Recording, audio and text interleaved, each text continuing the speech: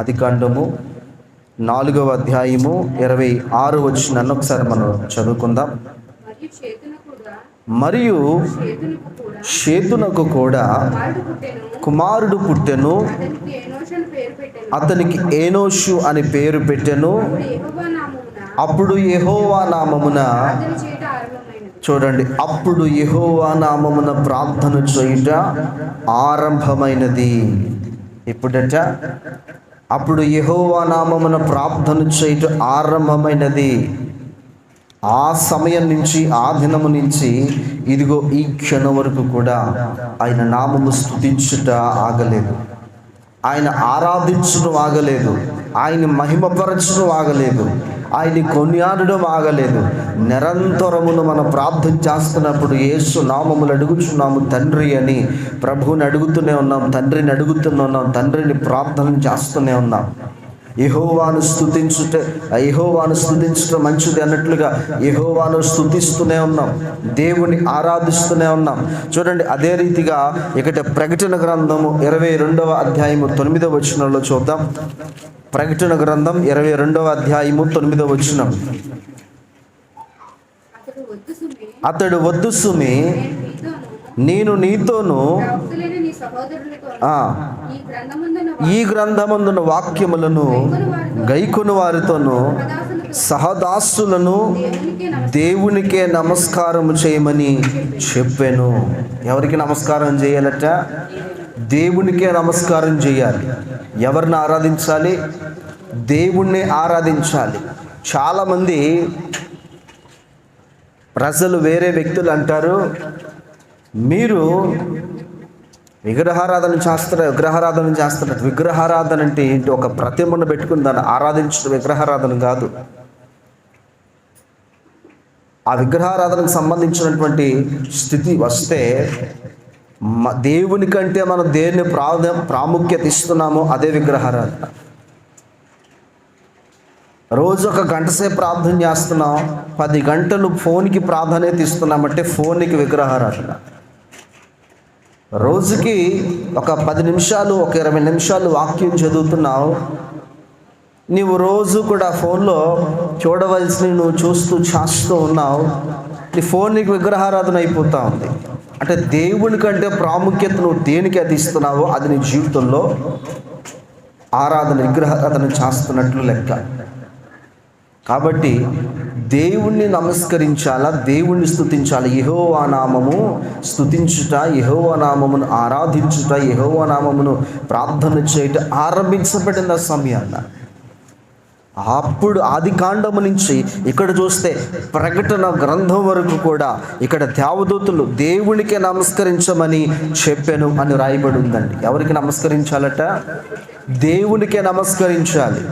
ఈరోజు దైవజనులు అనబడిన వారికి, చాలామంది విశ్వాసులు అనబడిన వారు ముఖస్తుతి చేస్తూ ఉన్నారు.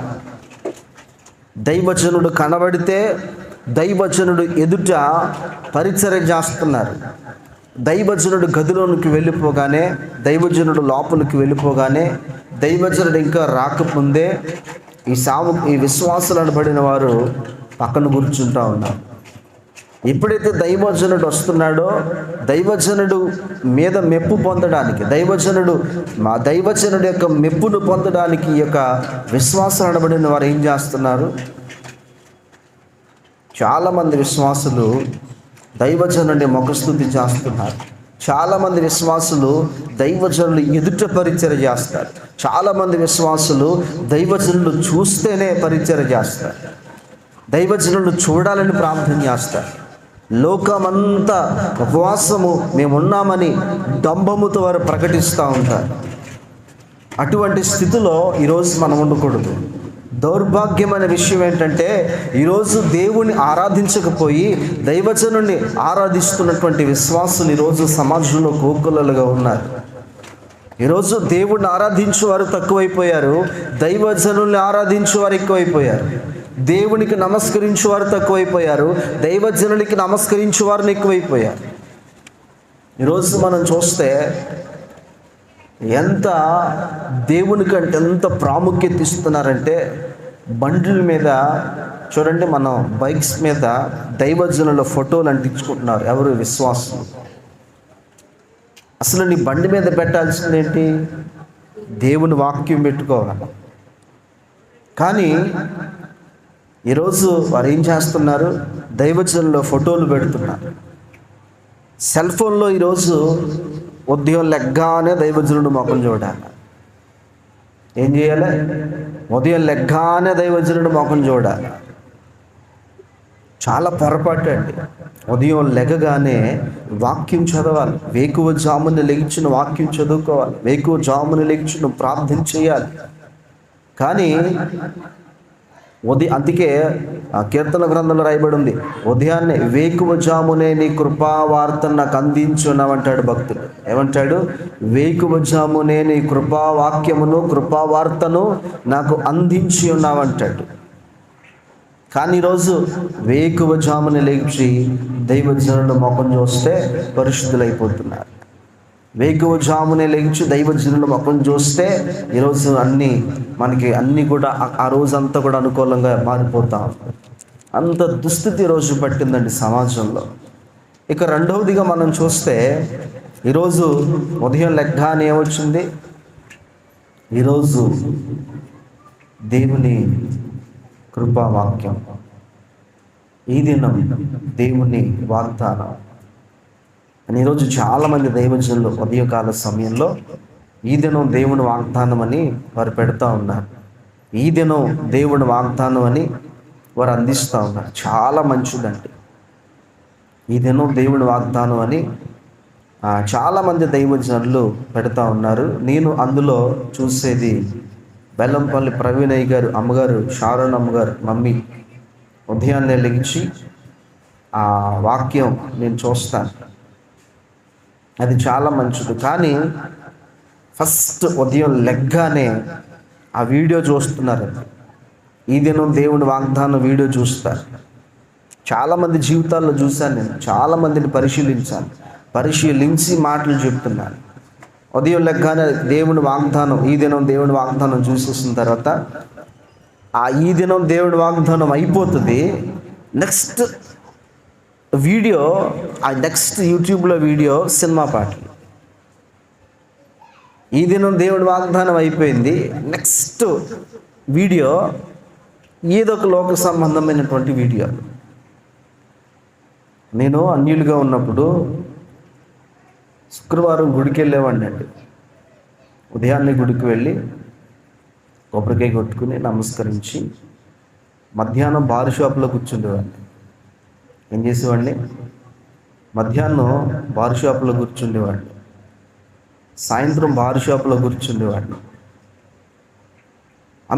అంటే ఏదో భక్తి చెయ్యాలన్న భక్తి, ఆ భక్తిని ఆశ్రయించకుండా లోక సంబంధమైనటువంటి విధంగా నా బ్రతుకును అలా నడిచే స్థితిలో ఉండే. అలాగే ఈరోజు చాలామంది క్రైస్తవులు చేస్తున్నారు. ఉదయం దేవుని వాగ్దానం, ఈ దినం దేవుని వాగ్దానం తీస్తున్నారు. తర్వాత వారు చేయవలసిన కార్యకలాపాలన్నీ కూడా వారు కొనసాగిస్తూ ఉన్నారు. వారు చేయవలసిన కార్యకలాపాలన్నీ కూడా వారి జీవితంలో చేస్తూ ఉన్నారు. అది ఎంతవరకు ప్రయోజనకరం? నువ్వు దేవుడి వాక్యాన్ని చూస్తున్నావు, మంచిదే. ఉదయం లెగ్గానే దేవుని వాక్యాన్ని చూస్తున్నావు, దైవజనుడితో పాటు కలిసి ప్రార్థన చేస్తున్నావు, మంచిదే. కానీ ఆ దేవుని దినం, ఈ దినం దేవుడి వాగ్దానం అయిపోయిన తర్వాత నువ్వేం చేస్తున్నావు? నీ స్థితి ఎలా ఉంది? మన బ్రతుకు ఎలా ఉంది? మన బ్రతుకుని ఈరోజు ఎలా మార్చుకుంటున్నాం? ఆ దినం అంతా కూడా ఏదైతే దైవజనుడు వాగ్దానం రూపంలో ఒక వాగ్దానం ఆ దినం మనకిచ్చాడో ఆ వాగ్దానాన్ని నెమరు వేసుకుంటూ అలాగున మన బ్రతుకును మనం మార్చుకుని అలాగున మనం ఆ రోజంతా జీవించాలి. ప్రభా, నువ్వు నాకు ఈరోజు వాగ్దానం ఇచ్చావు కదా, వాగ్దాన జీవితంలో నెరవేర్చయ్యా. ఇదిగో నేను బయటికి పనికి వెళ్తున్నాను, ఒక బిజినెస్కి వెళ్తున్నాను, లేదంటే ఒక వ్యాపారానికి వెళ్తున్నాను, లేదంటే ఒక పని నిమిత్తం బయటికి వెళ్తున్నాను, ఒక ఉద్యోగం నిమిత్తం వెళ్తున్నాను. ఆ వాగ్దానం నా జీవితంలో నెరవేర్చు. మరలా సాయంత్రం ఇంటికి దగ్గరికి వచ్చిన తర్వాత ఆ వాగ్దానాన్ని జ్ఞాపకం చేసుకుని ప్రార్థించేవారేరి. మరలా దేవుడి వాగ్దానం ఉదయం చూసిన తర్వాత రాత్రి ఇంటికి వచ్చి ప్రభా నా జీవితంలో ఈ వాగ్దాన్ని ఈరోజు నెరవేర్చవయ్యా అని ప్రార్థించే క్రైస్తవులేరు ఈరోజు. అలా ఈరోజు ఉన్నట్లేదు. కానీ ఈరోజు దేవుని ఆరాధించే వారు తక్కువైపోయారు. మనుషులను ఆరాధించే వారు ఎక్కువైపోయారు. అది ఇప్పటి నుంచే కలగలేదండి, అది ఇప్పటి నుంచే రాలేదు, ఎప్పటి నుంచో. చూద్దాం ఒకసారి 1 కొరింథీయులకు రాసినటువంటి పత్రిక. ఆ కాలం నుంచే ఇదంతా కూడా పట్టుకుంది, ఆ కాలం నుంచే ఉంది ఇదంతా కూడా. 1 కొరింథీయులకు రాసినటువంటి పత్రిక 1వ అధ్యాయంలో ఈ మాటలు రాయబడి ఉంటాయి. పౌలు గారు రాశారండి 1 కొరింథీయులకు రాసినటువంటి పత్రిక. ఈ పౌలు గారు సంవత్సరంన్నర సేవ చేశారు అక్కడ. ఎంత? ఆ సంవత్సరంన్నర కొరింథీ అనే పట్టణములో సంవత్సరంన్నర ఉండి, ఆ కొరింథీ అనే పట్టణము మహాభయంకరమైనటువంటి పట్టణం. అనేకమైనటువంటి, ఇప్పుడు వైజాగ్ స్టీల్ ప్లాంట్ ఎలాగుందో అలాగే సముద్ర తీరాన్ని ఉండే ఇండస్ట్రీస్కి సంబంధించి చాలా పేరు ప్రఖ్యాతులు కలిగినటువంటి ప్రాంతం ఈ కొరింథీ పట్టణం. ఈ కొరింథీ పట్టణానికి చాలామంది వలస, హైదరాబాద్ ఎలాగైతే వెళ్ళిపోతున్నారో కొరింథీ పట్టణానికి కూడా చాలామంది వెళ్ళిపోయి తన ఉద్యోగాలు, వ్యాపారాల రీత్యా చాలామంది పనులు చేసుకుంటూ ఉండేవారు. అయితే కొరింథీ పట్టణంలో పేరు ప్రఖ్యాతులు ఉండాలని చెప్పి 2000 అడుగులు కలిగినటువంటి దుర్గాన్ని కట్టారట. 2000 అడుగులు కలిగినటువంటి దుర్గాన్ని, ఒక బలమైనటువంటి ఒక స్తంభాన్ని కట్టి వారు ఇది మా ప్రాంతం అని చాలా పొగిడేవారు. ఆ చుట్టుపక్కల ఊర్లన్నీ కూడా ఆ స్తంభం కనబడేదట. 2000 అడుగులు కలిగినటువంటి స్తంభం. ఆ 2000 అడుగులు కలిగినటువంటి స్తంభం కనబడేదట. అటువంటి గొప్ప పట్టణము కొరింథీ పట్టణం. ఈ కొరింథీ పట్టణంలో సంవత్సరంన్నర సేవ చేశారట. అంటే సంవత్సరంన్నర సువార్త చేశారు అపోస్తలుడైనటువంటి పౌలు. సేవ చేసి ఆయన అంటున్నారు, అయ్యా ఇదిగో ఆ సంవత్సరంన్నర సేవ చేసిన తర్వాత ఒక సంఘాన్ని కట్టారు. ఆయన సంఘాన్ని కట్టి ఇలాగే కొంతమంది విశ్వాసం పోగు చేసి దేవుణ్ణి ఆరాధిస్తూ ఉన్నారు, దేవుణ్ణి స్తుతిస్తూ ఉన్నారు, దేవుణ్ణి కొనియాడుతూ ఉన్నారు. సంఘం అంతా బాగుంది, మంచిగా దేవుని ఆరాధన జరుగుతూ ఉంది. ఇదంతా కూడా అయిపోయిన తర్వాత పౌలు గారు వేరే ప్రాంతం వెళ్ళారండి. ఎక్కడికి?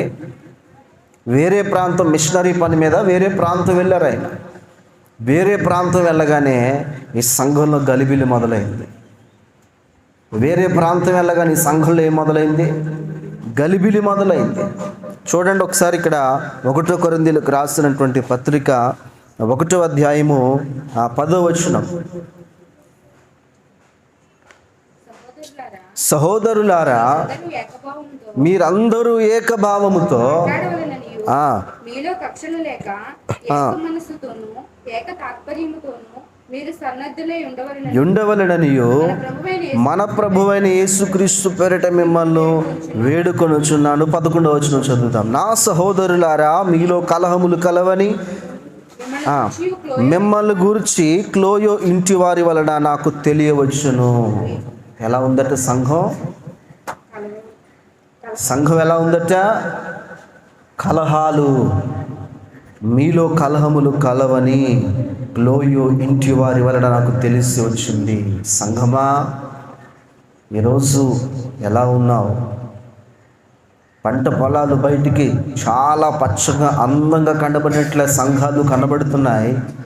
దగ్గరికి వెళ్ళి దాన్ని చూస్తే ఆ పొలానికి ఏ జబ్బు ఉందో, ఆ పొలానికి ఏం పట్టిందో, ఏ పురుగు ఉందో, ఏ పురుగు పట్టిందో దగ్గరికి వెళ్ళి చూస్తే కానీ తెలియదు. అదేవిధంగా ఈరోజు ఈ సంఘానికి, ఈ సంఘంలో కలహాలు ఉన్నాయట. ఈ సంఘంలో కలహాలు ఉన్నాయి, భేదాభిప్రాయాలు ఉన్నాయి. దేని గురించి కలహం? అర్థమవుతుందండి? దేని గురించి కలహం ఈ సంఘానికి? చూద్దాం ఒకసారి దేని గురించో. 13వ వచనం చదువుకుందాం. క్రీస్తు విభజింపబడి ఉన్నాడా? సిలువ వేయబడిన ఇక్కడ 12వ వచనం ఒకసారి మనం చదువుకుందాం. మీలో ఒకడు నేను పౌలు వాడును, ఒకడు నేను అపోలో వాడును, మరి ఒకడు నేను కేఫా వాడును, ఇంకొకడు నేను క్రీస్తు వాడనని చెప్పుకొనుచున్నారని నా తాత్పర్యము. పౌలు అంటున్నాడు, ఒకడేమో పౌలు వాడు అంటున్నాడట, ఒకడేమో అపోలో వాడు అని అంటున్నాడట, మరి ఒకడు కేఫా వాడు. కేఫా అంటే రాయి, పేతురు వాడు అంటున్నాడట, ఒకరేమో క్రీస్తు వాడని అంటున్నాడట. అంటే 4 వర్గాలు ఇక్కడ మనకు కనబడుతున్నాయి. సంఘంలో కలహాలు 4 వర్గాలు కనబడుతున్నాయి. నేను క్రీస్తు వాడను కాదు, అపోలో వాడును కాదు, నేను కేఫా వాడును కాదు, నేను పౌలు వాడును. పౌలు అంత గొప్ప సేవకుడు ఈ ప్రపంచంలో ఉన్నాడా? పౌలు అంత గొప్ప సేవకుడు ఈ ప్రపంచంలో ఉన్నాడా? పౌలంత గొప్ప సేవ చేసినటువంటి దైవజనుడు ఈ ప్రపంచంలో ఉన్నాడా అని ఒకడు అంటున్నాడట. ఇంకొకడు అంటున్నాడు, లేదు లేదు లేదు లేదు, కేఫా అనేవాడు చాలా గొప్పవాడు. పేతురు గారు ఎంత గొప్పవాడు అంటే యేసుక్రీస్తు ప్రభువు నడిచినటువంటి మార్గంలో ఆయన నడిచాడు, యేసుక్రీస్తుతో నడిచాడు. మీ పౌలు యేసుక్రీస్తు మరణించిన తర్వాత రక్షించబడ్డాడు. మా పేతురు గారు అయితే యేసుక్రీస్తు ప్రభువు ఉన్నప్పుడే ఆయన వెంబడించాడు. ఆయన పడుకున్న మంచం మీద పడుకున్నాడు, ఆయన తిన్న కంచంలో అయినా కూడా తిన్నాడు. ఈయన చాలా గొప్పవాడని ఒకడు అంటున్నాడట. లేదు లేదు, వీరిద్దరు గొప్పవారు కాదు, ఈ అపోలోయే గొప్పవాడని ఒకడు అంటున్నాడట. ఇంకొకడు అంటున్నాడట, లేదు యేసుక్రీస్తు గొప్ప అని ఇంకొకడు అంటున్నాడట. ఈరోజు సంఘంలో ఏ భేదాభిప్రాయాలు లేవా? ఈరోజు లేదు లేదు ఆయనే గొప్పవాడని కొంతమంది, లేదు లేదు ఈయనే గొప్పవాడని కొంతమంది, లేదు లేదు ఇంకొకలే గొప్పవాడని కొంతమంది, లేదు లేదు ఆయనే గొప్పవాడని కొంతమంది. దేవుని వాక్యం అంటా ఉంది, చూడండి, వాడుకునేది దేవుడు. ఆ సేవకుడినైనా, ఈ సేవకుడినైనా, ఆ సేవకుడినైనా, ఆ సేవకుడినైనా వాడుకునేది దేవుడు. నేను ఒక ప్రశ్న అడుగుతాను, చెప్తారండి? పలానా దైవజనుడు ఉన్నాడు, ఆయన ద్వారా చాలా అద్భుతాలు జరుగుతున్నాయి. నేను ఒక ప్రశ్న అడుగుతాను, ఆ దైవజనుడు పుడతా అద్భుతాలు చేశారండి? అంటే పుట్టుకలో నుంచి అద్భుతాలు చేసుకుని వచ్చారా? చెప్పాలి. లేదు. ఒక పేర్లు పెట్టి పిలుస్తున్నాడు ఒక దైవజనుడు. ఆ పేర్లు పెట్టి పిలిచే దైవజనుడు పుట్టుక ద్వారా పేర్లు పెట్టి పిలుస్తూ వచ్చాడా? లేదు. నేను అంటాను, వారికి మధ్యలో వచ్చాయి. ఎందుకు వారికి మధ్యలో వచ్చాయి? అవి పొందుకోవడానికి వారు ఏం చేశారు? అవి నీవు చేస్తే నీవు పొందుకుంటావు. హల్లెలూయా. యేసుక్రీస్తులో ఉన్నటువంటి పరిశుద్ధాత్మ దేవుడు, మనలో ఉన్న పరిశుద్ధాత్మ దేవుడు ఒకటే. వాక్యం రాయబడి ఉంది, ఆత్మ బలముతో గలిలియాకు సంచరించాడట. ఆత్మ బలముతో గలిలియాలోనికి అడుగు పెట్టాడట యేసుక్రీస్తు. పరిశుద్ధాత్మ బలముతో, ఆత్మ బలము లేకుండా అరణ్యములోనికి అడుగు పెట్టిన యేసు ఆత్మ బలాన్ని పొందుకుని గలిలయలోనికి అడుగు పెట్టాడు. ఈరోజు ఆత్మ బలము లేకుండా నీవు ఉండొచ్చు. నీవు ప్రార్థన చేస్తే ఏ నేమకాలు జరుగుతున్నాయో, ఏ కార్యాలు జరుగుతున్నాయో, వారిలో ఉన్న ఆత్మ, నీలో ఉన్న ఆత్మ ఒకటే. నీవు ప్రార్థించగా కార్యాలు జరుగుతాయి. అందుకే వాక్యం అంటుంది, యాకోబు గారు అంటారు ఈ మాట, ఏలియా మనలాంటి స్వభావం కలిగినటువంటి మనుష్యుడే. వర్షం పడినట్లు ప్రార్థించాయిగా 3.5 సంవత్సరాలు వర్షం ఆగిపోయిందట. ఏలియా మనలాంటి స్వభావం కలిగిన మనుష్యుడే. ఏలియా దైవము కాదు, జస్ట్ ఏలియాలో ఉన్న స్పిరిట్, సేమ్ స్పిరిట్, అదే ఆత్మ నీలో ఉంది. కనుక ఈరోజు అది తెలియక వారు పొందుకున్నారు, మేము పొందుకోలేదు. కొంతమంది దైవజనులు అయితే ఇదిగో అద్భుతాలు, అద్భుతాలు జరుగుతున్నాయి, మేము ఎంత ప్రయత్నించినా అద్భుతాలు జరగట్లేదు. ఆ డెడికేషన్, ఆ సాక్రిఫైస్ లేదు దేవునికి. ఆ త్యాగం దేవునికి చేయలేకపోతున్నారు. ఆ డెడికేషన్ దేవునికి ఇవ్వలేకపోతున్నారు. ఆ నిబంధత, ఆ నియమ నిబంధన దేవునిలో ఉండలేకపో. మనం ప్రార్థన చేయగా దేవుడు కార్యాలు జరిగిస్తాడు. హల్లెలూయా, హల్లెలూయా. చూడండి, ఆ దైవజనుడు ఉపవాసం నుండి ప్రార్థన చేశాడు. నీవు ఉపవాసం నుండి ప్రార్థన చేయి, నీవు అదే కార్యాలు నీ ద్వారా దేవుడు జరిగిస్తాడు. హల్లెలూయా. కానీ ఈరోజు అక్కడ కార్యాలు జరిగినాయి, ఇక్కడ కార్యాలు జరగట్లేదు. సో అద్భుతాలు లేవు. అంటున్నారు కొంతమంది దైవజనులు. అయితే ఇది కాదు, కానీ ఇక్కడ అంటున్నాడు, ఒకడు నేను పేతురు వాడును, ఒకడు పౌలు వాడును, ఒకడు అపోలో వాడును, ఒకడు క్రీస్తు వాడును అని అంటున్నారు. ఇక్కడ ఈరోజు చాలా సంఘాల్లో, చాలా బయట సమాజంలో, క్రైస్తవ సమాజంలో వెంటాడుతున్నటువంటి అంటే ఆత్మ సంబంధమైనటువంటి పోరాటములో ఇదొకటి. సాతానుడు కళ్ళు గప్పి సంఘాన్ని చెరిపివేస్తున్నటువంటి స్థితిలో ఉన్నటువంటి ప్రథమ అంశము ఇది. చాలామంది వారికి తెలియట్లేదు వారిని ఎవరిని ఆరాధిస్తున్నారు, వారికి తెలియట్లేదు వారు దేన్ని ఆరాధిస్తున్నారు. వారు అనుకుంటున్నారు సేవకుడు చెప్పిన వాక్యాన్ని కొంతమంది ఆ సేవకుడు ప్రార్థన చేస్తేనే ప్రార్థన చేసినట్లు ఉంటుందట. ఆ సేవకుడు ప్రార్థన చేస్తేనే ప్రార్థన చేసినట్లు ఉంటుంది. ఎవరు ఇంకా ఆ సమాజంలో ఉన్నవారు సేవకులు కాదు, వారి ప్రార్థనలు వీరు చేయించుకోరు. కొంతమంది గుంపులా తగలడు. ఎందుకు ఇంత పోరాటాలు, ఎందుకు ఇన్ని నియమ నిబంధనలు లేనటువంటి క్రైస్తవ జీవితం? ఎందుకు దేవుణ్ణి ఆరాధించకుండా ఒక వ్యక్తిని మనం ఆరాధిస్తున్నాం? ఇది ఎలా ఉంచితే మనం దేవుణ్ణి ఆరాధించకుండా ఈరోజు మనుషులను ఆరాధించేవారు కొంతమంది. ఎవరిని? దేవుణ్ణి ఆరాధించకుండా మనుషులను ఆరాధించేవారు కొంతమంది. ఉదాహరణకి ఒక విషయాన్ని చెప్పి నేను ముందుకు వెళ్తాను.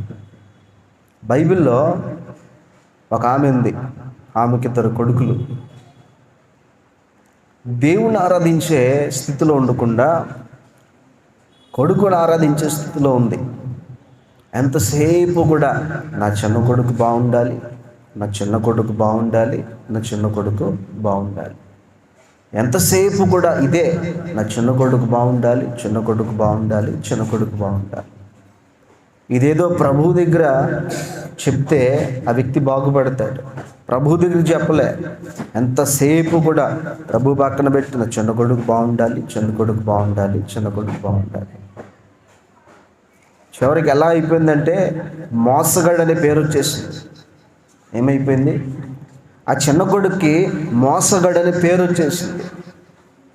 అతడు చేసిన తప్పిదాన్ని బట్టి ఊరికి వెళ్ళిపోయి, సొంతూరులో నిలబడలేక ఊరు వెళ్ళిపోయి మామ దగ్గర తల దాచుకున్నాడు. అంత దుస్థితి వచ్చేసింది, అంత దుస్థితి పట్టింది.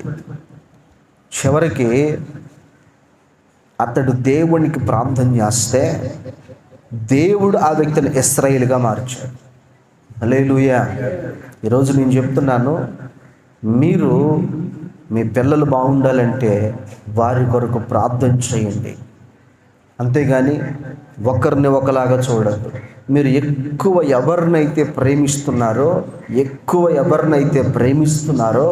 దేవుడు వారిని మీ జీవితంలో లేకుండా చేస్తారు. జాగ్రత్త. మీరు ఎక్కువ దేవుని కంటే ఎవరినైతే ప్రేమిస్తున్నారో వారి జీవితం తగలడిపోవడానికి కేవలం ప్రథమ కారణం మనమే.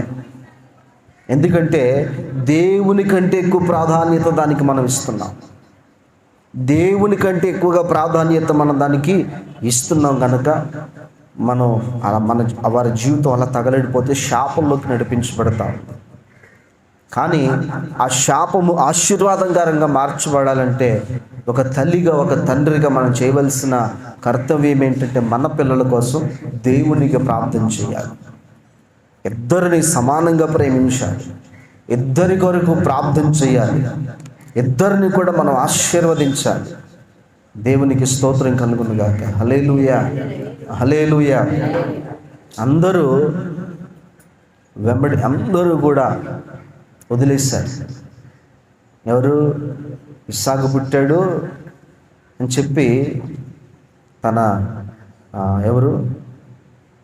ఇస్సాకు పుట్టాడని చెప్పి హాగరు కుమారుడైనటువంటి ఇస్మాయిల్ను, హాగర్ని విడిచిపెట్టేశారు. అయితే ఎప్పుడైతే విడిచిపెట్టాడో ఇస్మాయిలు దేవుడు వాగ్దానం చేశాడు, హాగరు నువ్వు భయపడద్దు, ఈ యొక్క ఇస్మాయిల్కి నేను ఒక సంతానాన్ని కలిగించబోతున్నాను, ఇశ్రాయేలుని బలమైన జనముగా నేను ఉంచబోతున్నాను, నువ్వు భయపడద్దు అని ఆ హాగరుతో దేవుడు మాట్లాడలేదా? కాబట్టి ఈరోజు ఒక వ్యక్తి కొరకు ఒక వ్యక్తిని ఆరాధించద్దు. అది దైవజనుడైనా, కుటుంబ సభ్యులైనా, అది ఫోన్ అయినా, ఏదైనా. ఆది కాండంలో యెహోవా నామమును ప్రార్థన చేయటం మొదలైంది. ప్రకటన గ్రంథంలో ఆయన నమస్కరించుటకు ఎండ్ అవుతూ ఉంది. అంటే ఆది కాండం నుంచి ప్రకటన గ్రంథం వరకు నువ్వు ఆరాధించవలసిన దేవుడు. అందుకే ఆది యందు దేవుడు, ఆది యందు ఏముంది? దేవుడు. హల్లెలూయా. ఆది యందు దేవుడు అంటే ప్రథమంగా మనము మన దేవుడితోనే మన దినాన్ని ఆరంభించాలా, దేవునితోనే మన దినాన్ని మనం ముగించాలి. ఈరోజు దేవుణ్ణి ఆరాధించేవారు తక్కువైపోయారు, దేవుడిచ్చే ఆశీర్వాదాలను ఆరాధించేవారు ఎక్కువైపోయారు. ఇక మూడవదిగా మనం చెప్పుకోవాలంటే దేవుణ్ణి ఆరాధించడం, చాలామంది దేవుణ్ణి ఆరాధించడం తక్కువైపోయారు. దేవుణ్ణి నుంచి మనం ఏదైతే పొందుకుంటున్నామో, దేవుడి నుంచి మనం ఏదైతే తీసుకున్నామో దాన్ని ఎక్కువగా ప్రేమిస్తున్నారు. ఈరోజు తండ్రిని ఆరాధించకుండా తండ్రిని, ఆస్తిని ప్రేమించే పిల్లలు లేకపోలేదు. అలాగే ఈరోజు తండ్రిని కాకుండా తండ్రి దగ్గర నుంచి వచ్చే కృపావరాలు కానీ, తండ్రి దగ్గర నుంచి వచ్చే ఆశీర్వాదాలు కానీ, తండ్రి దగ్గర నుంచి వచ్చే దీవెనలు కానీ పొందుకోవడానికి వాటిని ఎక్కువగా ప్రేమిస్తున్నారు. అందుకే పౌలు అంటాడు, మనుషుల భాషల్లో మాట్లాడినను, దేవదూతల భాషల్లో మాట్లాడిన ప్రేమ లేకపోతే వ్యర్థుడనే. 13వ వచనం అంతా, 13వ అధ్యాయం అంతా కూడా ప్రేమ గురించి రాయబడి ఉంటుంది. ఎన్ని కృపావరాలున్నా, కొండలు సైతం పెగలించే విశ్వాసము నాకున్నా, ప్రేమ లేకపోతే వ్యర్థుడండి. హల్లెలూయా, హల్లెలూయా. ప్రేమ లేకపోతే వ్యర్థమే. దేవుడు నిన్ను ప్రేమించాడు కనుక ఈరోజు ఎలా కూర్చోగలిగావు? దేవుడు మనల్ని ప్రేమించాడు కనుక ఈరోజు మనం ఎలా కూర్చోగలిగాం? మన జీవితంలో చూడండి, మన పిల్లలు ఎంత తప్పు చేసినా మనం సమర్థించుకుంటూ వస్తూ ఉంటాం. వాడిని కొడతాం కానీ తర్వాత మనం ఏం చేస్తాం? వాడిని ఆదరిస్తాం. అలాగే బయట వాళ్ళు వచ్చి మన పిల్లలు, ఇదిగో నీ పిల్లడు తప్పు చేశారంటే మనం సమర్థిస్తూ ఉంటాం. ప్రేమ సమస్త పాపములను, సమస్త దోషములను కప్పునని దేవుని వాక్యం ఉందా? దేవుడి ప్రేమ నువ్వు చేసిన పాపాల్ని కప్పింది, దేవుడి ప్రేమ నువ్వు చేసిన దోషాల్ని కప్పింది. కనుక నువ్వు దేవుణ్ణి ప్రేమించాలి, దేవుడిచ్చే ఆశీర్వాదాన్ని కాదు. దేవుణ్ణి ప్రేమించాలి, దైవజనుని కాదు. దేవుణ్ణి ప్రేమించాలి, కుటుంబ సభ్యుల్ని కాదు. దేవుణ్ణి ప్రేమించాలా, నువ్వు బంగారాన్ని, ఆస్తులు, అంతస్తులు, వజ్రాలు, వైడూర్యాల్ని కాదు. ఈరోజు దేవుణ్ణి ప్రేమించేవారు తక్కువైపోయారు, దేవుణ్ణి ఆరాధించేవారు తక్కువైపోయారు. అందుకే వాక్యం రాయబడి ఉందండి. వాక్యం ఎంత గొప్పదంటే చూడండి, ఆ యొక్క మత్తయి సువార్తలో వాక్యం రాయబడి ఉంది. అక్రమము విస్తరించుట చేత అనేకుల హృదయాలలో ఏం చల్లారిపోయిందట? ప్రేమ చల్లారిపోయింది. అంటే అక్రమము విస్తరించుట చేత ప్రేమ చల్లారిపోయింది. చాలా జాగ్రత్తగా ఈ వాక్యాన్ని గమనిస్తే వాక్యం ఉంటుంది, అక్రమము అనగా క్రమము లేని జీవితం. అంటే క్రమమైన జీవితం ఏంటి? దేవుణ్ణి ఆరాధించడం, దేవుని వాక్య ప్రకారం మన బ్రతుకును మనం మార్చుకొని దాని ప్రకారం జీవించడం, యేసయ్యలో మనం జీవించడం, యేసయ్యలో మనం ఉండడం. ఎక్కడైనా ఒక కార్యక్రమం కనబడింది అనుకోండి, ఆ కార్యక్రమాలు ఎవరు ముందు ఉంటున్నారో తెలుసా? అన్యులు కాదు, దేవుని బిడ్డలే ముందు ఉంటున్నారు. అంత దుస్థితి పట్టింది ఈరోజు సమాజంలో. దేవునికి ఎంతమంది పరలోక రాజ్యం వెళ్తారని దేవుడు వస్తే, ఆయన కడబోర శబ్దముతో దేవుడు 1000 దూతలతో మధ్యాకాశంలోకి వచ్చినప్పుడు ఎంతమంది ఎత్తబడతారు? ఈరోజు ఎంత బాధాకరమైన విషయం అండి. ఎంత దుస్థితి పట్టింది ఈరోజు సమాజంలో. ఎక్కడైనా ఒక సందర్భంలో ఒక ఈవెంట్ జరుగుతుంది, అదేదో జరుగుతూ ఉంది, ఆ సందర్భంలో క్రైస్తవులు ఎక్కువ మంది ఉంటున్నారు. అక్కడ మరలా వారు ప్రార్థనకు రారు. కొంతమంది వస్తారు ప్రార్థనకి, ఎప్పుడు? బలారాధనకు వస్తారు. 4 ఆదివారాలు విశ్రాంతి, 4 ఆదివారాలు తినుము, తాగము, సంతోషించుము, సుఖించుమన్నట్లుగా విశ్రాంతి. ఈ 3 ఆదివారాలు బలారాధనకు వస్తారు. కొంతమంది ఎప్పుడు వస్తారో తెలుసా? ఈస్టర్లకు వస్తారు, కొంతమంది గుడ్ ఫ్రైడేలకు వస్తారు, కొంతమంది క్రిస్మస్లకు వస్తారు. ఇలాగా సమాజంలో ఉన్నారండి. ఇక్కడ పౌలు అంటున్నాడు, అందుకే పౌలు అంటున్నాడు, ఇక్కడ చూద్దాం ఒకసారి 13వ వచనం. క్రీస్తు విభజింపబడి ఉన్నాడా? పౌలు మీ కొరకు సిలువ వేయబడిన పౌలు నామమును మీరు బాప్తీసం పొందితిరా? నా నామమున మీరు బాప్తీసం పొందితరని చూడండి, ఎవరైనా చెప్పుకుంటున్నట్లు క్రీస్తునకు గాయకులకును మరి ఎవరికి నేను బాప్తిస్మం ఇయ్యలేదు, అందుకై దేవునికి కృతజ్ఞతాస్తుతులు చెల్లించుచున్నాను. హల్లెలూయా, హల్లెలూయా. చూడండి, 2వ అధ్యాయంలో వారికి పెట్టిన పేరు ఏంటంటే, 2వ అధ్యాయము 14వ వచనం చదువుకుందాం. ప్రకృతి సంబంధమైన మనుషులు దేవుని ఆత్మ విషయములను అంగీకరింపడు. చూడండి, ప్రకృతి సంబంధమైన మనుష్యులు ఎవరు? ప్రకృతి సంబంధమైన మనుష్యులు. వీరికి ఇంకా మంచి పేరు పెట్టాలంటే ప్రకృతి సంబంధమైన క్రైస్తవులను పెట్టచ్చు.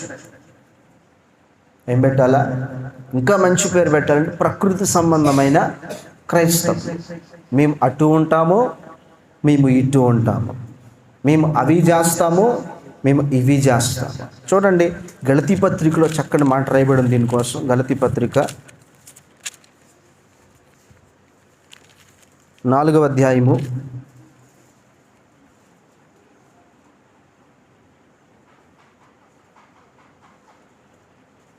3వ వచనం. అటువలే మనమును బాలురమై ఉన్నప్పుడు లోక సంబంధమైన మూలపాఠములకు లోబడి దాసులమై ఉంటిమి. చూడండి, ఇక్కడ ఆ మూలపాఠములు అని రాయబడి ఉంది కదా, అది ఫుట్ నోట్లో ఏమనుందో చూద్దాం ఒకసారి. భూతములకు అని రాయబడి ఉంది. దేనికి లోబడ్డారట? భూతాలకని లోబడ్డారు. ఇవి పంచభూతాలుగా మనం పిలుస్తున్నాం. అంటే గాలి, నేల, నీరు, నిప్పు, ఇలా ఆకాశం, పంచభూతాలుగా మనం పిలుస్తున్నాం. ఇప్పుడు వీళ్ళు దేనికి లోబడుతున్నారట? లోకమూల పాఠములకు లోబడిన వారై. వీడు క్రైస్తవుడే, కానీ వీడికున్న పేరు ఏంటంటే ప్రకృతి సంబంధమైన క్రైస్తవం.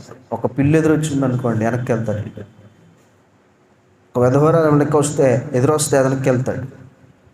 ఆ తిథులు చూస్తాడు. అమావాస్య రోజు ఏ పని చేయకూడదు.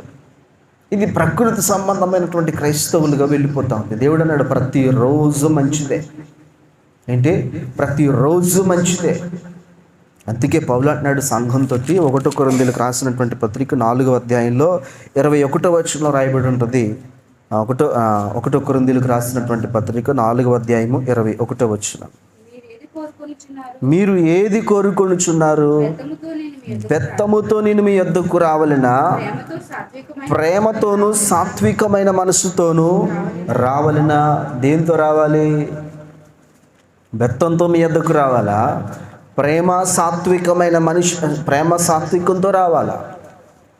ఈ సంగతులు నాకు తెలుసా? ఈ క్లోయి ఇంటి వారి వల్ల నాకు తెలిసి వచ్చింది. మీలో ఏం కలహములు కలవని క్లోయి ఇంటి వారి వల్ల నాకు తెలిసి వచ్చింది. పౌలు, పేతురు, అపోలో, ఈ యొక్క క్రీస్తు కాదు. మీరు బెత్తముతో రావాలా, ప్రేమ సాత్వికంతో మీ వద్దకు రావాలా తేల్చుకోండి సంఘమని ఈ పత్రికను కొరింథీ సంఘానికి దేవుడు అపోస్తున్నటువంటి పౌలు రాసి పంపిస్తూ ఉన్నాడు. హల్లెలూయా. కాబట్టి ఈరోజు ప్రకృతి సంబంధమైనటువంటి క్రైస్తవులుగా మనం ఉండొద్దు. మనం ఎలా ఉండాలా? ఆత్మ సంబంధమైన క్రైస్తవులుగా ఉండాలి. ఆత్మ సంబంధమైన క్రైస్తవులు అన్నిటినీ అంగీకరిస్తారు. ఆత్మ సంబంధమైన క్రైస్తవులు అన్నిటినీ చూడండి గ్రహిస్తారు, అన్నిటినీ విమోచిస్తారు. రాయబడి ఉంది వాక్యం చూడండి. ఇక్కడ 3వ వచనంలో 2వ అధ్యాయం 15వ వచనంలో ఆత్మ సంబంధమైన వాడు అన్నిటినీ విమోచించును గాని అతడు ఎవడి చేత నిన్ను విమోచింపబడడు. అన్నిటిని ఏం చేస్తాడు? విమోచిస్తాడు. ఏది మంచి, ఏది చెడు, ఏది చెయ్యాలి, ఏది చేయకూడదు, ఎలా ఆరాధించాలి, ఎలా ఆరాధించకూడదు, ఎవరిని ఆరాధించాలి, ఎప్పుడు ఆరాధించాలి, ఆరాధించే వేళ సందర్భం ఏంటి, ఇదంతా కూడా ఆలోచన చేస్తాడు, గ్రహిస్తాడు. ఆత్మ సంబంధమైన క్రైస్తవుడు అన్నిటినీ విమోచిస్తాడు. క్రీస్తుని నిజంగా ఆరాధిస్తాడు. దేన్ని ఆరాధిస్తాడు? క్రీస్తుని ఆరాధిస్తాడు. దేవునికి స్తోత్రం. నువ్వెవరిని ఆరాధించాలి? క్రీస్తుని ఆరాధించాలి. దేవుని ప్రార్థన, ప్రభువా నా చిత్తము నెరవేర్చండి అయ్యా, ఇదిగో ఇలా చెయ్యండి అయ్యా, అలా చెయ్యండి అయ్యా అని ప్రార్థన చేస్తాం. కానీ నీవు తలచినటువంటి ఆ యొక్క ప్రణాళిక అంతట్లో తప్పులు ఉండొచ్చు. నీవు తలంచిన ప్రణాళిక అంతట్లో ఏదో ఒక లోటుపాట్లు ఉండొచ్చు, కానీ దేవుడు తలంచినటువంటి ప్రణాళికల్లో లోటుపాట్లు ఉండవు. ఏం చేయాలో తెలుసా? ఆయన చిత్తాన్ని నెరవేర్చమని ప్రార్థన చేయాలి. ఈరోజు నా జీవితంలో నీ చిత్తం ఏంటి ప్రభా, నీ చిత్తం ఏంటి ప్రభా అని మనం అడుగుతాం. కానీ ఒక విషయం చెప్పనా, ఈ బైబిల్ నువ్వు పాటిస్తే, ఆయన చిత్తాన్ని చేస్తే, ఆయన నీ చిత్తాన్ని చేస్తాడు. ఆయన చిత్తం చేయడమే నీ చిత్తం. అందుకే ఈ భూమి మీదకు నువ్వు పంపబడ్డావు. హల్లెలూయా. ఆయన చిత్తము చేయడమే నీ జీవితంలో మెయిన్ ప్రణాళిక. ఈ బైబిల్ ఆచరించడమే నీ జీవితంలో ఉన్నటువంటి దేవుని చిత్తం. కానీ చూడండి, అందుకే యేసుక్రీస్తు ప్రభు ఒకానొక దినాన్ని ప్రార్థన చేస్తాడు. లూకా సువార్తమానంలో మాటలు రాయబడి ఉంటాయి. లూకా సువార్తమానం 22వ అధ్యాయము, లూకా సువార్తమానం 22వ అధ్యాయంలో 39వ వచనం నుంచి మనం చదువుకుందాం. తరువాత ఆయన బయలుదేరి ఆ, తన వాడుక చొప్పున ఒలీవ కొండకు వెళ్ళగా శిష్యులు ఆయన వెంట వెళ్ళిరి. చోటు చేరి ఆయన వారితో, ఆ, మీరు శోధనలో ప్రవేశించుకున్నట్లు ప్రార్థన చేయడని చెప్పి వారి యొద్ద నుండి రాతివేత దూరం వెళ్ళి మోకాళ్ళుని, తండ్రి ఈ గిన్నె నా యొద్ద నుండి తొలగించుటకును, నీ చిత్తమైతే తొలగించుము, అయినను నా ఇష్టము కాదు, నీ చిత్తమే సిద్ధించును గాక. చూడండి, తండ్రి ఈ గిన్నె నా యొద్ద నుండి తొలగించుము, అయినను నా ఇష్టము కాదు, నీ చిత్త ప్రకారమే తొలగించుమని మాటల్లో దేవుడు రాశాడు. సాధ్యమైతే ఈ గిన్నె నా యొద్ద నుండి పొరలించు, అయినను నా ఇష్టము కాదు, నీ చిత్తమే. ఏమన్నాడు ఆయన? నీ చిత్తమే. హల్లెలూయా. ఆయన చిత్తమే. దేవుని చిత్తము మనం చెయ్యాలి. దైవజనుడి చిత్తం కాదు, దైవజనుడి చిత్తం కాదు, దైవజనుడికి సాల్వాలేయడం కాదు, దైవజనుడికి దండలేయడం కాదు, దైవజనుడికి ఇష్టమైనది అవడం కాదు.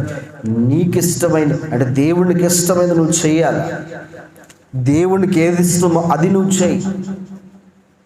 ఎవరి దగ్గర కొంతమంది దైవజనులు ఉంటారు, అయ్యా మాకు ఈ మీటింగ్కి నువ్వు రావాలంటే తప్పకుండా వస్తామయ్యా, ప్రార్థన చేస్తామంటారు. ప్రార్థన చేసి దేవుడు వెళ్ళమన్నాడు అనుకోండి, వాళ్ళు వస్తారు. మీ ఫోటో ఇవ్వండి అయ్యా, పోస్టర్లో మీ ఫోటో వేస్తామంటే వద్దు, నా పేరు వేయండి అంట. వద్దయ్యా నా ఫోటో, నా పేరు వేయండి చాలు, ప్రసంగికులు పలానా పలానా నా పేరు వేయండి అంటారు.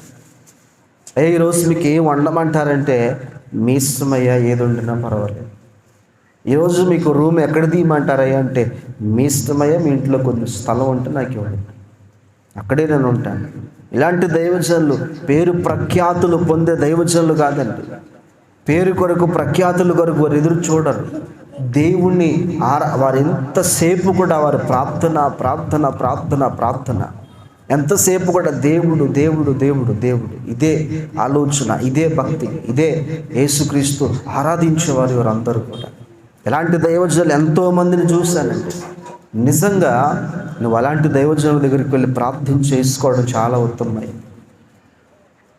అందుకే వాక్యం రాయబడింది, వారిని మనం ఎలా తెలుసుకోవాలంటే వారి క్రియల వలన మీరు వారిని తెలుసుకుంటారని మత్తయి సువార్తమానం 6వ అధ్యాయంలో రాయబడింది. ఎలా ఎలా ఎలా తెలుసుకుంటారు?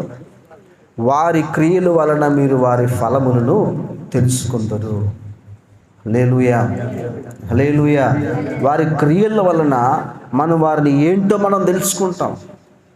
ఈ భూమి మీద ఎవరు మంచోళ్ళు కాదు, అందరూ పాపం చేసి క్రీస్తు యేసు మహిమను పొందలేకపోయినటువంటి బిడ్డలే, అందరూ పాపము చేసిన వారే.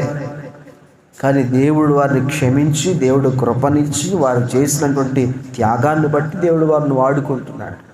నీవు అది చేస్తే నిన్ను దేవుడు వాడుకుంటాడు.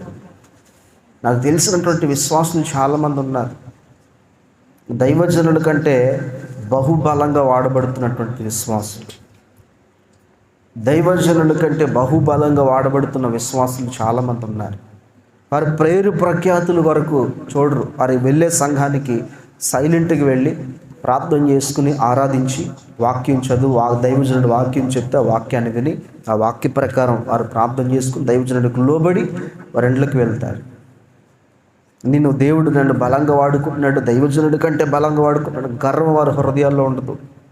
నాకు తెలిసినటువంటి చాలామంది విశ్వాసులు ఉన్నారండి. ఇప్పటికీ కూడా హైదరాబాద్లో ఒక విశ్వాసులు, చాలామంది దైవజనులు. తెలియ విషయం ఏంటంటే ఇప్పుడు చెప్తున్నాను, చాలామంది బలంగా వాడబడుతున్న దైవజనులు వెళ్ళి రహస్యంగా ఆవిడ చేత ప్రార్థన చేయించుకుంటారు.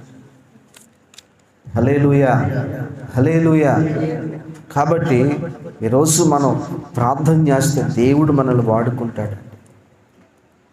ఒకరోజు వాళ్ళ హస్బెండ్ ఆఫీస్లో ఎవరినో కొడితే వెంటనే ఫోన్ వెళ్ళిపోయింది. వాళ్ళ ఆయన ఆఫీస్లో ఎవరినో కొట్టాడంట. ఇప్పుడు ఫోన్ చేసి వెంటనే ఒక 10 నిమిషాల తర్వాత, నువ్వు ఆఫీస్లో అతను కొట్టడానికి కలిగిన కారణం ఏంటి, నువ్వు ఎందుకు కొట్టావని అడుగుతా ఉంది. అయితే అక్కడ ఏం జరుగుతుందో ఇక్కడ దేవుడు చెప్తాడండి. హల్లెలూయా. ఒక అక్షరాలు గోడ మీద కనబడితే ఆ అక్షరాలు ఇవిడు రాసుకుందండి. హిబ్రూ భాషలో దాన్ని ట్రాన్స్లేట్ చేసి చూస్తే ఆ భాష ఒక ప్రవచనం. అది అక్షరాలన్నీ కలిపి చూస్తే ఒక ప్రవచనం. అది దేవుడు స్పష్టంగా మాట్లాడే విశ్వాసులు కూడా ఈరోజు ఉన్నారు. వారు చేతులెత్తి ప్రార్థన చేస్తే 2 గంటలైన చేతులు దించని విశ్వాసులు ఈరోజు ఉన్నారు. వారు మోకరించి ప్రార్థన చేస్తే 2 గంటలైన మోకాళ్ళ మీద నుంచి లెగని విశ్వాసులు ఈరోజు ఉన్నారు. కానీ ఈరోజు వేషధారణ మనకొద్దు. వేషధారణ క్రైస్తవ్యము, వేషధారణ జీవితం మనకొద్దు. ఎన్నాళ్ళ మట్టుకు మనం వేషధారులుగా ఉన్నప్పటికీ కూడా చూడండి, అన్యుడికి వాక్యం తెలియదు, వాడు వేషధారి కాదు. కానీ దైవజనులు ముఖస్తుతి చేసేవారు వేషధారులు, దైవజనుల ముందు పరిచర్య చేసేవారు వేషధారులు, దైవజనుల మెప్పు కోరేవారు వేషధారులు. దేవుడు అన్నాడు, వేశ్యనని క్షమిస్తాను కానీ వేషధారిని క్షమించను. అంటే వారు అన్ని తెలియక పాపం చేస్తారు, వీరు అన్ని తెలిసి పాపం చేస్తున్నారు. వీరు ఏది చేయకూడదని దేవుడు చెప్పాడు అది చేసి వీరు పాపం చేస్తున్నారు. ఈరోజు ఎంత దుస్థితి ఈరోజు సమాజంలో పట్టిందండి. ఈరోజు ఎంత విచిత్రమైనటువంటి స్థితి పట్టింది. ఎఫెసీ పత్రిక 5:1 చూద్దాం ఒకసారి. ఎఫెసీలకు రాసినటువంటి పత్రిక 5వ అధ్యాయం 1వ వచనం.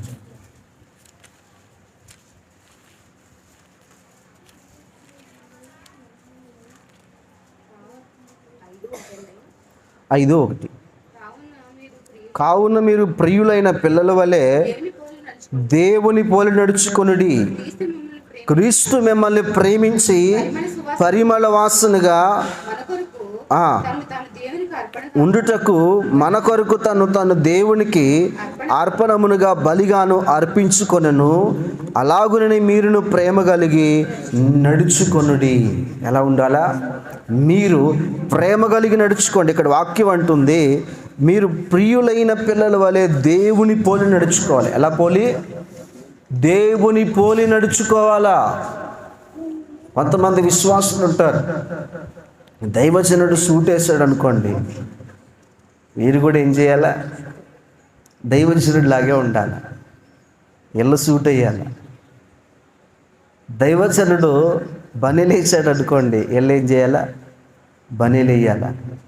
దైవజనుడు ఎలా పాడితే ఎల్ల అలాగే పాడాలి. అంటే దేవుని పోలి కాదు, దైవజనుల పోలి. దేవుని పోలి కాదు, దైవజనుల పోలి. నిన్ను నీవులాగా దేవుడు చూడాలని ఆశపడుతున్నాడు. దేవునికి ఒక బెన్హీన్ చాలు, 10 మంది బెన్హీన్లు అవసరంలే.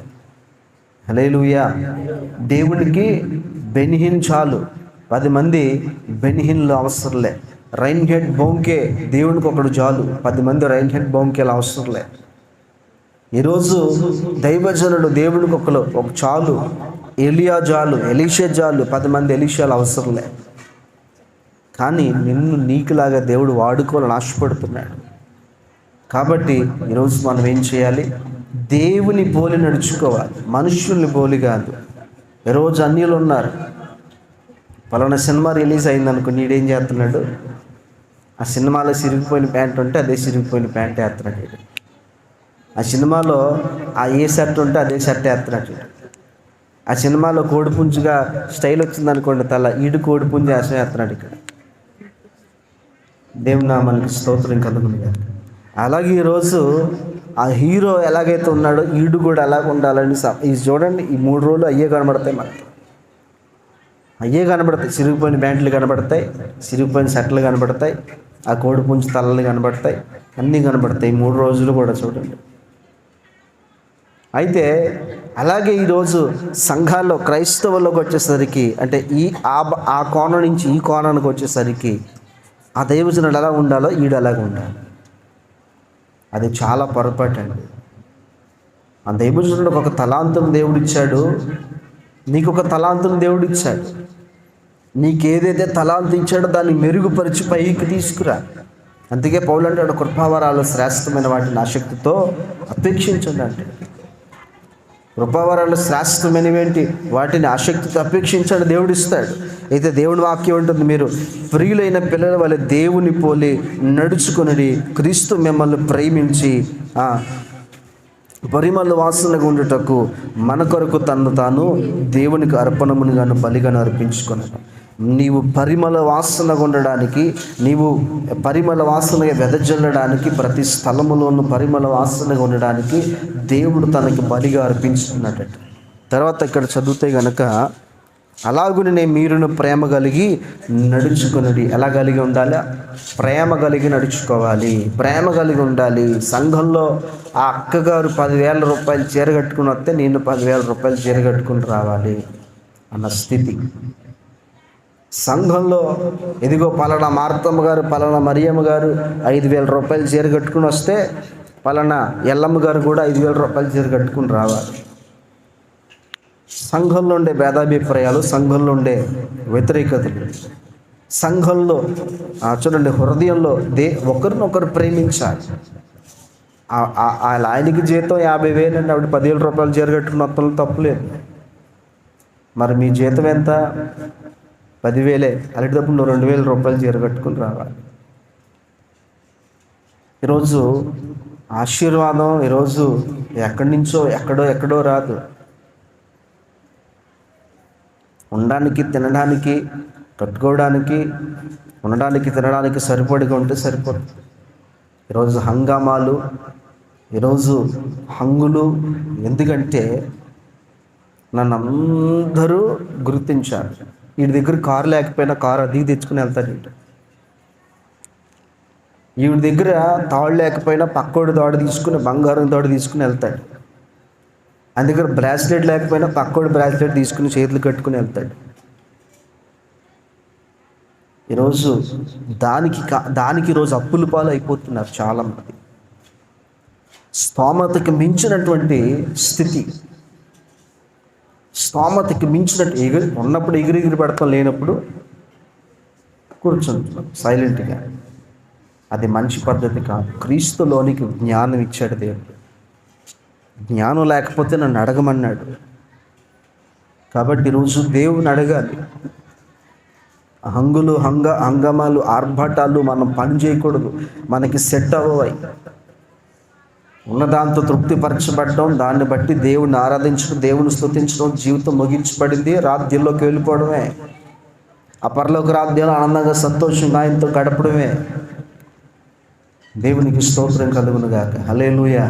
ఎలా మనం ఉండడమే దేవుడు మనకి ఇస్తున్నటువంటి ఆశీర్వాదం. అందుకే కింద రాయబడి ఉంది 3వ వచనంలో, మీలో జారత్వమే కానీ, ఏ విధమైన అపవిత్రతే కానీ, లోభత్వమే కానీ వీటి పేరుని ఎత్తకూడదు, ఇదే పరిశుద్ధులకు తగినది. అలా ఉండడం కాదు, వాటి పేరు కూడా ఎత్తకూడదట. ఇదే పరిశుద్ధులకు తగినది. చూడండి, జారత్వమే కానీ, ఏ విధమైన అపవిత్రతే కానీ, లోభత్వమే కానీ వీటి పేరుని ఎత్తకూడదు. చూడండి, జారత్వము అలాగే అపవిత్రతయే కానీ అని రాయబడింది.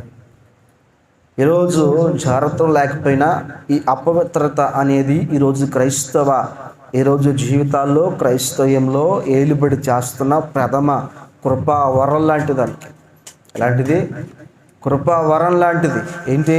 అపవిత్రత. ఏంటంటే అపవిత్రత. అన్న దీపాలు ఆరిపోయినాయి కానీ ఒక దీపం ఆరలేదు, కార్తీక దీపం. మన పాటర్ గారు అన్నారు, హల్లెలూయా. ఆ ఉద్దు తుఫాను వచ్చినప్పుడు అంట రీకులు ఎగిరిపోయినాయి కానీ మొగల రీకులు ఎగరలేదట. హల్లెలూయా. ఇలాగా అపవిత్రత. సెల్ ఫోన్లో చూడకూడదు చూస్తూ, అపవిత్రత. ఆ సెల్ ఫోన్లో మనం చూస్తున్నప్పుడు దేవుడు నీ పక్కనే ఉండి గమనిస్తాడు. సంవత్సరాది మొదలుకొని సంవత్సరాంతం వరకు యెహోవా నిన్ను చూస్తున్నాడని దేవుని వాక్యం రాయబడింది ద్వితీయోపదేశ కాండంలో. ఈరోజు మనం ప్రార్థన చేసుకున్నప్పుడు దేవుడు మన పక్కనే ఉంటాడు. మనం ఆరాధించినప్పుడు దేవుడు మన పక్కనే ఉంటాడు. నువ్వు పాపం చేస్తున్నప్పుడు దేవుడు నీ పక్కనే ఉంటాడు. కాబట్టి జాగ్రత్త. దేవుడు ఉన్నాడు, జాగ్రత్త. దేవుడు చూస్తున్నాడు, జాగ్రత్త.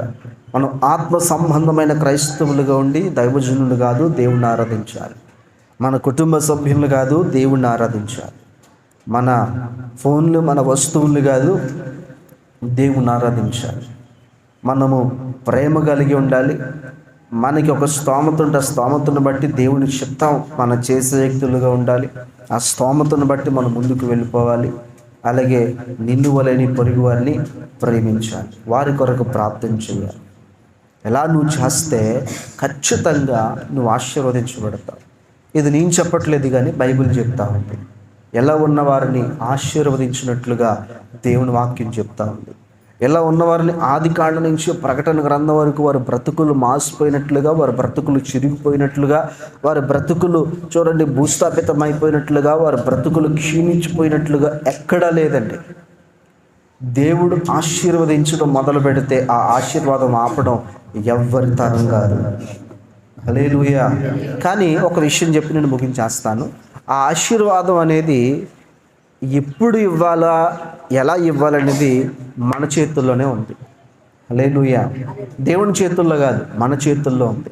పేతురు అంటున్నాడు, ఆశీర్వాదానికి వారసులగుటకు మీరు పిలువబడ్డారు. అది పరమంద ఆశీర్వాదం కానీ భూమి మీద ఆశీర్వాదం కానీ. చాలా జాగ్రత్తగా ఉన్నాడు. ఇది చెప్పి నేను ముగించేస్తాను. చూడండి, మీరు కాదులేండి, ఒక రాజుగారు చాలా ధనవంతుడు, కొన్ని కోట్లకు పడగలెత్తినటువంటి ఆయన ఒక రాజు. తన పిల్లడు కూడా ఏమవుతాడు? రాజే అవుతాడు. ఇతడు పెద్దరాజు గారు, అతడు చిన్నరాజు గారు. అయితే ఈ చిన్నరాజు గారి వయసు ఎంత? 5 సంవత్సరాలు. ఎంత? ఈ చిన్నరాజు గారి వయసు ఎంత అండి? చెప్పాలి. 5 సంవత్సరాలు. అయితే ఈ చిన్నరాజు గారు దగ్గర చాలామంది పనులు ఉన్నారు, చాలామంది పని చేసే వ్యక్తులు ఉన్నారు. రాజుగారు ఏం చేశారంటే, నా ఆస్తి అంతటికి వారసుడు ఈడే కదా అని చెప్పి ఒక 10,000 రూపాయలు కట్ట తెచ్చి చిన్నరాజు గారి చేతిలో పెడతాడండి. పెడతాడా? చిన్నరాజు గారి చేతిలో పెడతాడా? పెట్టడు. మనం అన్నీ ఏం చేస్తాం? మన పిల్లలకి 10,000 రూపాయలు ఇవ్వం కదా, ఇస్తావా? ఇవ్వం కదండి. వాడికి ఏదైనా కావాలనుకోండి, కూడా ఎవరినైనా పంపించి ఆ ధనాన్ని ఎవరికి ఇస్తాం? వాళ్ళ చేతులకి ఇస్తాం. వాళ్ళ చేతులకి ఇచ్చి, బాబు వీడికి ఏమన్నా కొనిపెట్టరా, 2 చాక్లెట్లు బిస్కెట్లు అంటాం. అది బైబిల్ అంటా ఉంది, గృహ నిర్వాహకుని యొక్క ఆధీనంలో అని వాక్యం అంటాం. గృహ నిర్వాహకుని యొక్క ఆధీనములో. చూడండి, అతడు బాలుడై ఉన్నంత కాలము గృహ నిర్వాహకుని యొక్క ఆధీనంలోనే ఉంటాడు. అర్థమైందండి? ఇప్పుడు ఒక 10,000 రూపాయలు కట్టి తీసుకొచ్చి ఆడి చేతుల్లో పెట్టామనుకోండి, ఒక 5 సంవత్సరాలు, ఒక సంవత్సరం పిల్లోడి చేతుల్లో పెడితే చింపేస్తాడు. అదే ఒక 5-7 సంవత్సరాలు పిల్లోడి చేతుల్లో పెడితే వాడు చాక్లెట్లు, బిస్కెట్లు, ఐస్ క్రీమ్లు కొనుక్కుంటాడు. అదే ఒక 15 సంవత్సరాలు పిల్లోడి చేతుల్లో పెడితే వాడు సెకండ్ హ్యాండ్లో బండి తెచ్చేస్తాడు అర్జెంటుగా. అది 10,000 రూపాయలదో 5,000 రూపాయలదో పాడిపోయిన బండి అన్నది తెచ్చేసి ఊరంతా తిరుగుతాడు, 30 రూపాయలు పెట్రోల్ కొట్టించుకున్నాడు. అదే మెచ్యూరిటీ వచ్చినటువంటి ఒక 30 సంవత్సరాల వ్యక్తి చేతికి ఇస్తే దాన్ని ఎలా వాడాలో అలా వాడతాడు. ఇక్కడ కూడా జరుగుతుంది అదే. మనకు ఆశీర్వాదం ఎందుకు లేట్ అవుతుందంటే మన చేతుల్లోనే ఉంది. చూద్దాం ఒకసారి. గలతీయులకు రాసినటువంటి పత్రిక 4వ అధ్యాయము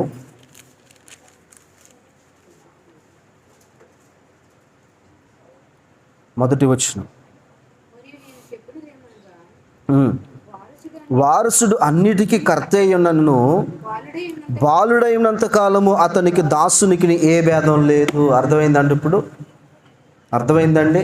చూడండి, వారసుడు అన్నిటికీ కర్త అయి ఉంటాడు, కానీ అతడు బాలుడై ఉన్నంత కాలం ఆ రాజు అదే అంటే ఆ ప్యాలెస్లో ఉన్నటువంటి ఆ దాసుడికి, పనిచేస్తున్నటువంటి దాసుడికి ఈ బాలుడికి ఏ భేదం లేదు. ఆడు ఎలాగైతే ఉన్నాడో వీడు కూడా అలాగే ఉంటాడు, కానీ వీడు అన్నిటికీ వారసుడు. కానీ వారసత్వం ఇంకా రాలే, ఎందుకంటే వీడు బాలుడై ఉన్నాడు. అన్నిటికీ కర్త అయిన దాసునికి ఏ భేదము లేదు. బాలుడైనంత కాలం అతనికి దాసునికిను ఏ భేదం లేదు. ఇప్పుడు నా వైపు చూద్దాం. ఇప్పుడు క్రీస్తు యేసు యొక్క ఆశీర్వాదము మనకి అనుగ్రహించబడింది ఇప్పుడు 2023 సంవత్సరాల క్రితం. కానీ ఆ ఆశీర్వాదం ఇంకా మన జీవితంలో మనం పొందుకోలేకపోవడానికి కలిగిన కారణం ఏంటంటే, మీరు ఇంకా ఎలా ఉన్నారట?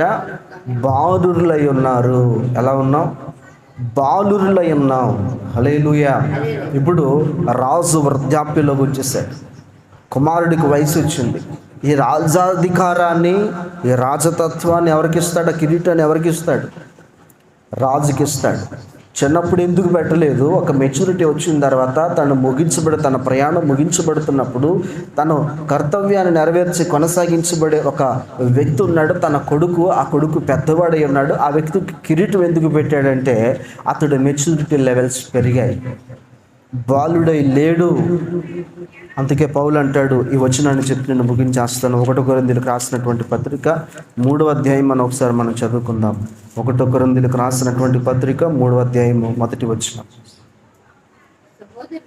సహోదరులారా, ఆత్మ సంబంధమైన మనుషులతో మాట్లాడినట్లు నేను మీతో మాట్లాడలేకపోతుని, శరీర సంబంధమైన మనుషులే అనియు క్రీస్తునందు పసిబిడ్డలే అనియు. ఆత్మ సంబంధమైన వ్యక్తులతో మాట్లాడినట్లు నేను మీతో మాట్లాడలేకపోతుని, శరీర సంబంధమైన మనుష్యులే అనియు. ఎలాగట? శరీర సంబంధమైనటువంటి మనుషులు క్రీస్తునందు పసిబిడ్డలతో సమానం. నువ్వు శరీర సంబంధమైన క్రైస్తవుడిగా ఉన్నంతసేపు దేవుని ఆశీర్వాదాన్ని పొందుకోలేవు. నువ్వు శరీర సంబంధమైన వ్యక్తిగా ఉన్నంతసేపు దేవుని దీవెనని జీవితంలోనికి రాదు. నువ్వు ఎలా ఉండాలంట? పైన చెప్తున్నాడు, ఆత్మ సంబంధమైన మనుషుడే మెచ్యూరిటీ లెవెల్స్ కలిగినటువంటి యవనస్తుడు. నువ్వు అందుకే క్రైస్తవ జీవితంలో ఆత్మ సంబంధమైనటువంటి వ్యక్తిగా ఉండాలి. అందుకే క్రైస్తవ్యంలో సీనియారిటీగా దేవుడు చూశాడు, సిన్సియారిటీ చూస్తాడు. ఏది? సీనియారిటీ కాదు, సిన్సియారిటీ దేవుడు చూస్తాడు. నువ్వు ఎలా ఉండాలా? అందుకే నీకన్నా వెనకాల రక్షించబడిన వారు ఈరోజు బలమైనటువంటి సాధనాలుగా వాడబడుతున్నారు. నీకంటే వెనకాల రక్షించబడినటువంటి విశ్వాసులు ఈరోజు ఆశీర్వాదానికి కర్తలుగా ఈరోజు వారు మార్చబడ్డానికి కేవలం ఏంటంటే, నువ్వు శరీర సంబంధంగా మిగిలిపోయావు, వారు ఆత్మ సంబంధంగా వారి ప్రయాణాన్ని మొదలుపెట్టి ఆత్మ సంబంధంగానే వారు ముందుకు వెళ్ళిపోతున్నారు కనుక నీకంటే త్వరగా వారు ఆశీర్వాదాన్ని పొందుకుంటున్నారు. పైగా అయ్యా నేను 20 సంవత్సరాలు అయిపోయింది నిన్ను నమ్ముకొని అయినటువంటి ఆశీర్వాదం. దేవుడు అంటున్నాడు, ఆత్మ సంబంధమైన వ్యక్తిగా నువ్వు మారితే ఆశీర్వాదం నీ దగ్గరే ఉంది. హల్లెలూయా. అది నువ్వు స్వీకరించడానికి 1 స్టెప్ ఏం చేయాలా? శరీర సంబంధమైనటువంటి స్థితి నుంచి ఆత్మ సంబంధమైన స్థితిలోనికి నువ్వు కాలడుగు పెట్టాలి, వెళ్ళాలి. ట్రాన్స్ఫర్మేషన్, రూపాంతర అనుభవంలోనికి వెళ్ళాలి. ఎప్పుడైతే శరీర సంబంధమైన వ్యక్తి నువ్వు ఆత్మ సంబంధం వ్యక్తిగా మార్చబడతావో, ఆత్మ సంబంధమైన వ్యక్తి దేవుణ్ణి ఆరాధిస్తాడు, దైవజనుడు కాదు. ఆత్మ సంబంధమైన వ్యక్తి ఈ కుటుంబాన్ని కాదు, దేవుణ్ణి ఆరాధిస్తాడు. ఆత్మ సంబంధమైన వ్యక్తి ఇహలోకాన్ని కాదు, దేవుణ్ణి ఆరాధిస్తాడు. ఆత్మ సంబంధమైన వ్యక్తి అన్నిటినీ ప్రేమిస్తాడు. ఆత్మ సంబంధ వ్యక్తి క్రీస్తు మనస్సు కలిగి ఉంటాడు. ఆత్మ సంబంధమైన వ్యక్తి ఈరోజు హంగులు ఆర్భాటానికి వెళ్ళడం ఉన్నదాంతో తృప్తిపడి దేవుణ్ణి ఆరాధిస్తాడు. ఆత్మ సంబంధమైన వ్యక్తి దేవుణ్ణి నిజముగా ఆరాధిస్తాడు కనుక ఎవరైతే ఆయన ఆరాధిస్తున్నారో ఆత్మ సంబంధ వ్యక్తి దేవుని వాక్యాన్ని గైకుంటాడు కనుక దేవుడి వాక్యం అంటుంది, తీయది కానీ ద్వితీయోపదేశం 28:1 నేను సమస్త జనుల కంటే నిన్ను హెచ్చిస్తానంటాడు. ఈ వాక్యం విని వాటి ప్రకారం జీవిస్తే నువ్వు సమస్త జనుల కంటే నేను మిమ్మల్ని హెచ్చిస్తానంటాడు దేవుడు. అక్కడే అర్థమైపోయింది, ఫినిష్. ఆ వాక్య ప్రకారం వినాలంటే ఆత్మ సంబంధమైన స్థితిలోనికి రావాలి. ఆ వాక్య ప్రకారం నువ్వు జీవించాలి. అప్పుడు దేవుడిని ఎలా చేస్తారట, నీ జనుల కంటే నేను మిమ్మల్ని హెచ్చిస్తాను, ఆశీర్వదిస్తాను అని దేవుని వాగ్దానం రాసి. చూద్దాం ఒకసారి ద్వితీయోపదేశకాండం 8వ అధ్యాయం 1వ వచనం చదువుకొని మనం చివరి ప్రార్థన చేసుకుందాం. ద్వితీయోపదేశకాండము 28వ అధ్యాయము 1వ వచనం. నీవు నీ దేవుడైన యెహోవా మాట శ్రద్ధగా విని నేడు నేను నీకు ఆజ్ఞాపించిన ఆయన ఆజ్ఞలన్నిటిని అనుసరించి నడుచుకుని ఎడల నీ దేవుడైన యెహోవా భూమి మీద ఉన్న సమస్త జనుల కంటే నేను హెచ్చించును. ఏం చేస్తాడట, భూమి మీద ఉన్న సమస్త జనుల కంటే నేను హెచ్చిస్తాడు. హల్లెలూయా, హల్లెలూయా, హల్లెలూయా. భూమి మీద ఉన్న సమస్త జనుల కంటే మిమ్మల్ని హెచ్చిస్తాడు. ఇది కూడా ఆత్మ సంబంధమైన వ్యక్తికి కిక్కే అవుదండి, ఆశీర్వాదం కాదు. ఎందుకంటే ఈరోజు అన్యుడు కారు కొంటున్నాడు, క్రైస్తవుడు కారు కొంటున్నాడు. అన్యుడు బండి కొంటున్నాడు, క్రైస్తవుడు కూడా బండి కొంటున్నాడు. అన్యుడు ఇల్లు కడుతున్నాడు, క్రైస్తవుడు ఇల్లు కడుతున్నాడు. ఇది దేవుడిచ్చే ఆశీర్వాదం అయితే అన్యుడు ఇల్లు కట్టకూడదు, ఎందుకంటే దేవుడు ఇన్నే ఆశీర్వదిస్తున్నాడు. అది ఆశీర్వాదం కాదండి. ఏది నిజమైన ఆశీర్వాదం అంటే, అన్యుడు పరలోక రాజ్యం వెళ్ళలేడు, నువ్వు పరలోక రాజ్యంలో కాలు పెట్టగలిగిన అధికారం దేవుడికి ఇచ్చాడు, అది ఆశీర్వాదం. అన్యుడు పరలోక రాజ్యం వెళ్ళలేడు, నువ్వు చనిపోయిన తర్వాత పరలోక రాజ్యం వెళ్ళగలవు, నీకు ఒక నిరీక్షణ ఉంది, ఆ పరలోక రాజ్యం వెళ్తావు, అది ఆశీర్వాదం. నువ్వు చనిపోయిన తర్వాత పరలోకంలో అడుగు పెట్టడమే నిజమైన ఆశీర్వాదం. క్రీస్తు నీ కొరకు మరణించి చనిపోవడమే నిజమైన ఆశీర్వాదం. తిరిగి లేవడమే, మరల నీ కోసం రావడమే నిజమైన ఆశీర్వాదం. ఆత్మ సంబంధం వ్యక్తి ఎలాగ ఆలోచిస్తాడు? శరీర సంబంధమైన వ్యక్తి దేవుడిని ఆశీర్వదించట్లే, నాకు డబ్బులు లేవు, ఏమీ లేవు, అన్నీ అయిపోయినాయి. ఈరోజు శరీర సంబంధమైన వ్యక్తి ఎలాగ ఆలోచిస్తాడు? కానీ సహజంగా మనిషి స్వభావంలో ఆలోచించడంలో తప్పులేదు. కానీ ఎందుకంటే మనం మనుషులుగా ఉన్నాం, మన ఇబ్బందులను బట్టి మనం ఆలోచిస్తాం. కానీ నీ దేవునికి అన్నీ తెలుసు, ఎప్పుడు ఏది ఇవ్వాలో ఆయనకి తెలుసు. కనుక ఆయన నిరీక్షించు. ఆత్మ సంబంధమైన క్రైస్తవుడు ఈరోజు నువ్వు మారి నువ్వు ప్రయాణించు. దేవుడు ఖచ్చితంగా ఈ సంవత్సరం లోపులోనే నన్ను ఆశీర్వదించడం ప్రారంభిస్తాడు. నీకున్నటువంటి స్థితి ఎన్నాళ్ళు ఒక బ్రేక్ త్రూ, ఎన్నాళ్ళు ఎలాగే ఈ అనుభవంలో ఉన్నావు, ఎక్కడ వేసిన బొంగలు ఎక్కడ ఉన్నట్లుగా ఉన్నావు. కానీ ఈ సంవత్సరం ఎలాగ మనం ట్రాన్స్ఫరేషన్ అవుతే, ఎలా మన రూపాంతర అనుభవంలోకి వెళ్తే దేవుడు కూడా మనల్ని అంచులంచులుగా మనల్ని హెచ్చిస్తాడు. ప్రార్థన చేసుకుందాం. దేవుడు మన పరిశుద్ధమైన వాక్యాన్ని మన వెనుకకు దీవించి ఆశీర్వదించునుగాక. దైవజనులు ప్రార్థన చేస్తారు, తదుపరి మనం ఆశీర్వాదాలు తెలుసుకుందాం.